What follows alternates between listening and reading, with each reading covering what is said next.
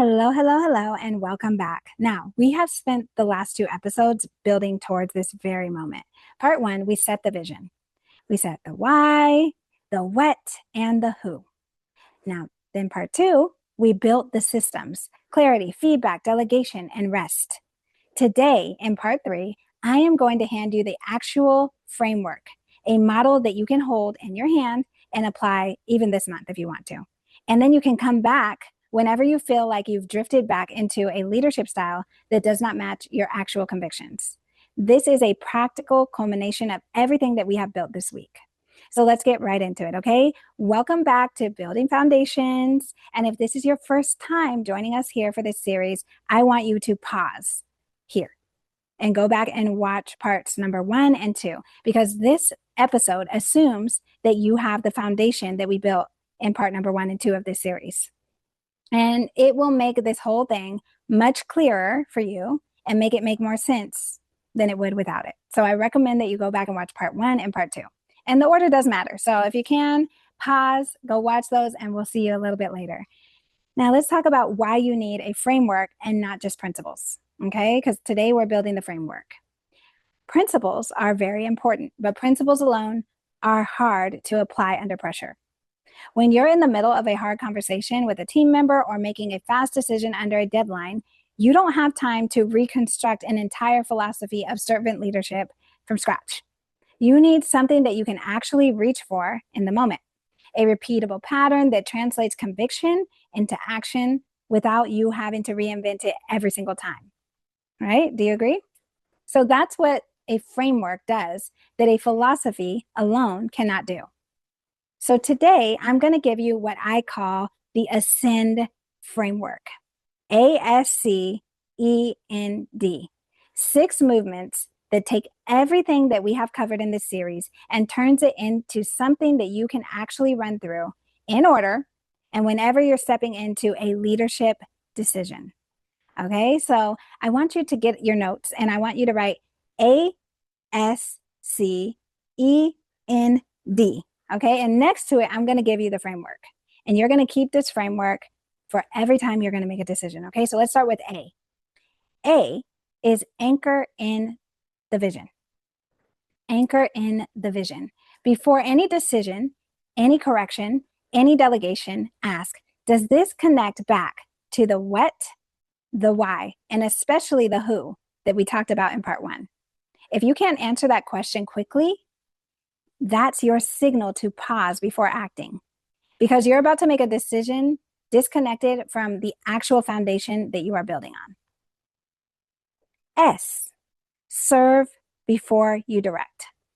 This is the posture check straight from John chapter 13. Before you tell somebody what to do, ask yourself what they actually need from you in this moment. Clarity, encouragement, resources, protection from something that their way may not be able to see, they may not be able to see coming. Leading with service doesn't mean that you skip the directing. It means that the directing flows out of a place of genuine care for the person, not the outcomes. C, clarify the authority. Remember the clarify or clarity system that we talked about in part 2? Before you hand off a task or make a call, get explicit about who actually has the final say here. Ambiguity here is one of the most common ways good servant leadership intentions turn into operational chaos. E, equip, don't just assign. This is one that separates servant leadership from simple delegation. Assigning a task just hands somebody a job. But equipping hands somebody some tools and the context and the authority to actually succeed at the job without needing to come back for every single decision along the way. Ask yourself, have I actually equipped this person, or did I just assign them something and hope for the best? N, name the win. And naming it specifically is what I'm talking about. Feedback systems fail most often, not because leaders never encourage, but because the encouragement is vague. Maybe they say, great job, which doesn't actually reinforce the specific behavior you want repeated. Get specific. The way that you handle the client's frustration with patience instead of defensiveness, that's exactly the kind of leadership that we need more of here. Specific naming reinforces identity, not just performance, and it sticks much longer. D, defend the rhythm of rest. The last movement in a guard is a guardrail, not an action step. Before you close out any leadership decision, check whether you've quietly sacrificed someone's rest, including your own, to make something happen. That is not what you want to do. If you have, then you need to automatically go back and fix that. Because remember, your people cannot pour from an empty cup, and you have to protect their energy, you have to protect their time, you have to protect their rest. It should be a conscious trade-off that you're making, not an invisible one. It should be your norm to make sure that your people are taken care of so that they can be the best versions of themselves.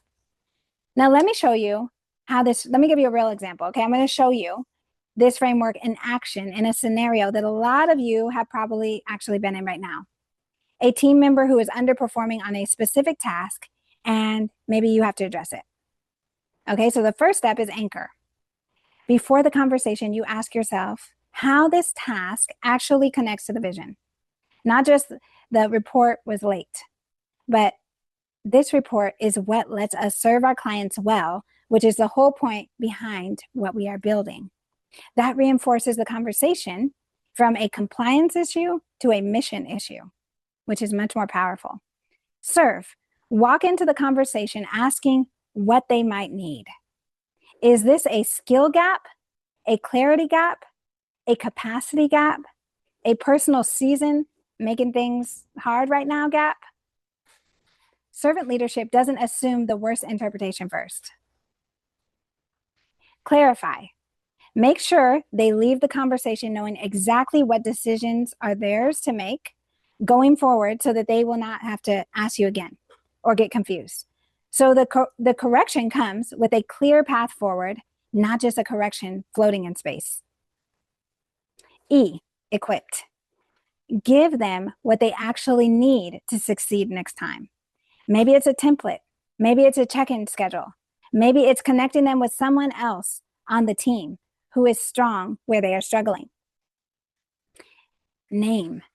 The next time they do it well, don't just take that moment and let it pass and just take note of it, but name it specifically and immediately so that the correction and the recognition both land as part of the same ongoing relationship, not just the hard conversation in isolation.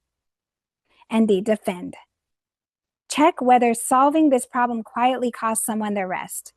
Did you just ask them to work through a weekend to fix it without acknowledging the trade-off? If so, name the trade-off out loud and make sure that it doesn't become the invisible norm. Now, that's the full framework applied to every one of our ordinary Tuesday conversations. And it takes maybe a 30-second intentionality, and it'll change the entire texture of how your correction lands with your employees. Now, remember, Benny Hinn taught that the anointing on leadership was never meant to replace diligence and structure. It was meant to work through it, which is exactly what a framework like this does. It doesn't replace convictions. It channels them into something repeatable. So let's talk about where the framework prevents the two extremes, okay? I want to name something important here. Without a framework like this, servant leaders tend to drift towards one of two extremes over time. The first extreme is what I would call sentimental leadership. All service, no structure. You care so much about your people's feelings and comfort that you avoid necessary correction, avoid clear boundaries, avoid hard conversations, and your team actually suffers from a lack of direction disguised as kindness. Ascend prevents this because it clarifies and equips structural clarity and structural processes within your business. The second extreme is what I would call performative servant leadership. You use the language of service and humility, but underneath it is still directing from control, still making unilateral decisions dressed up as servant sounding words. But Ascend prevents this because serve before you direct and defend the rhythm forces an actual check on whether you are operating from a genuine care or just from a nicer sounding version of command and control. Now, I'm going to give you something before we go. I'm going to give you a application. Okay, so write this down. Here's your assignment to close out this series.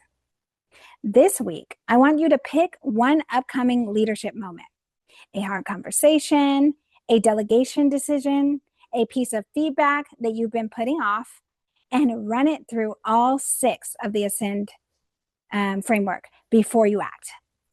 Write it down, and if it helps anchor, serve, clarify, equip, name, and defend, then don't wait for it to feel natural for the first time, because it's not going to. Frameworks feel mechanical before they become instinctive. The same way learning any new thing feels like mechanical before it becomes fluent, trust the process, and the process will start to feel like you. So over these 3 episodes, we have built the vision, we built the systems, and now we have built the framework that ties it together. And I want to leave you with this. Servant leadership was never meant to be a personal thing that you're doing from a personal place, like a personality trait. Some leaders happen to have a special servant leader vibe, but many don't, okay? It's a discipline built on a model that Jesus himself demonstrated with full authority and a towel at the same time. You don't need to be a different personality to lead as a servant leader. You need vision to anchor you, systems to sustain you, and a framework to guide you when the pressure is on and the instinct alone is not enough. So build it, practice it. Come back to this series whenever you feel yourself drifting back towards a leadership style that does not match what you actually believe in. That is what this series is for. Now, I want to invite you personally, if you are somebody who feels like you need more, but you enjoyed this, I want to invite you to book a one-on-one with me and my team. We have a special website where you can go and you can see all the different options as far as what you can pick from. But I would love to sit down with you for an hour and kind of map this out for you. I can help you map out anything that you would like when it comes to business, sales, mindset. Maybe you have an idea and you haven't even put it fully together, or you want to scale, or you want to get your marketing in order, or whatever it is. I want to be here for you. And so if you are that person, if you have a ministry idea, if you have a business idea, if you have something that you know that God has called you to do and you need more guidance and you need more help, I want you to reach out to my team and we will book you for a one-on-one session with yours truly, me, and I will help you to figure that out. So remember, we say Godspeed because God is the driving force of every single thing that we do. So Godspeed, and I'll see you guys soon. Look for our other series. Talk to you soon. Bye.